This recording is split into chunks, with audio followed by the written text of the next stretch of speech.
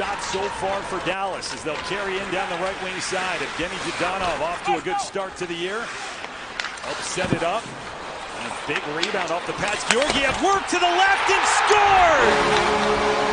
Tyler Seguin, after the rebound, his tremendous year rolls on, and the Stars strike on the power play to take the lead. Falls into a play for Seguin, who takes the rush. Great little pass. Watch Donoff down deep, right back to the point. No hesitation.